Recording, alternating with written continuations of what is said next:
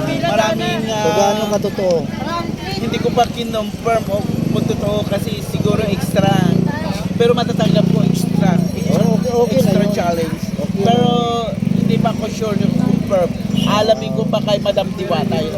Dahil dito nga sa Diwata Paris Overload, alam nyo mga kababayan, nagpunta ako muli rito para silipin natin yung mga ganap dito sa Diwata Paris Overload.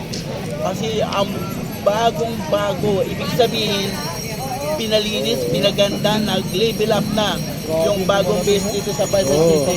Sa daming tao rito sa Diwata Paris Overload, grabe. Araw-araw sa Diwata pinag-uusapan, grabe. Hindi na ba kayo naumay sa Diwata Paris Overload? Ay, naku. Kahit ako sumilip ako ngayong gabi. Live na live dito mismo sa Quezon City. Inaalam ko yung mga eksena rito, kanya-kanyang kwento, kanya-kanyang istorya. Hinahalongkat ko ang bawat istorya dito halongkat, ha? sa Diwata Paris Overload. Totoo nga ang kasabihan na ang Diwata Paris Overload talaga man malinis, maliwalas, ay malawak, wala nang langaw, wala nang basura. Ay naku, ayoko nang humusga, ayoko nang pitikin si Diwata kasi alam na ng Diwata na ganyang kalinis yung kanyang pwesto. Talaga naman, araw-araw talaga naman siya ang laman ng balita sa social media.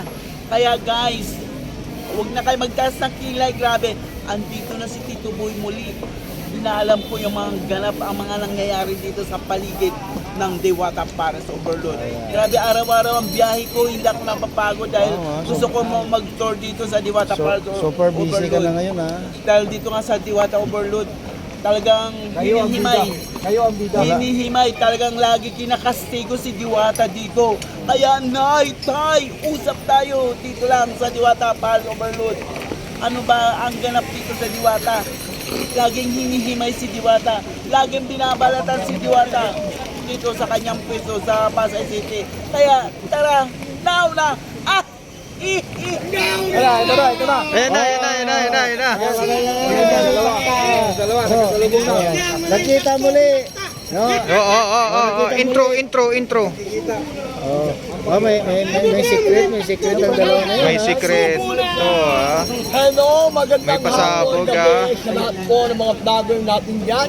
Lalong-lalo na sa pinakamagaling na King of Talk Show. Dito po ay magandang gabi. Gusto ko sumabay kayong nauna. Meron pala ako kwento sa'yo.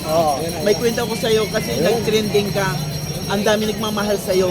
Huwag ka muna sa sabat, huwag ka muna magbibigla kay Tito Boy. Siyempre si Tito Boy. Pakinggan muna Isang natin. one-on-one interview, mga kaibigan, mga kapatid, mga kapamilya, kapuso, kabarilan. Ay naku, quiet.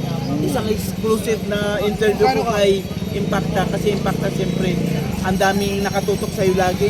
Minsan nagbablog ka, minsan napapanood ka ng ating mga mamamayan. Isang simpleng tanong lang ni Tito Boy, ano ang pakiramdam na tinutulungan ka ngayon ng isang hindi kinikilala, ng isang tao na nagmamahal sa'yo, galing pa ito sa Cavite. Pero napanood ko yun kasi minsan nasyak ako, minsan napaluha ako, minsan lumuda ako, minsan dumapa ako, minsan nilatigo ako dahil tinulungan ka. Nilatigo ka, tapos grabe, kumbaga, yung puso ko nakagapos pero nakakalag na. Pero one-on-one interview, na seryosong tanong, bigyan mo kami ng isang oras kalahati dito sa kay Impacta sa kanyang interview, isang ambush interview. Ang masasabi ko kay Impacta, ito ang sasagutin niya. Kasi ang masasabi ko, bakit ka tinulungan ng isang kinikilala, ng isang... Pasalitain mo naman eh. Sabi mo interview. First time lang. Ikaw naman lahat ang salita kasi. Kaya dahil na masabi natin sa Impacta dito sa Pasalitain mo. Palisan. So, masasagot na ni Impacta kasi may nagbigay sa kanyang ino-opera siya ng business. Ano ba ito? Bakit masaya ka ba? Ino-operang ka ng business sa'yo. Ino-opera ka masaya ka. Ang haba ng tanong mo! Isang libro. Ang tanong mo isang chapter. Sa lahat po ng mga vlogger, lalong-lalo na ho kay Councilor ng Naik Cavite, Ate Tere Puno.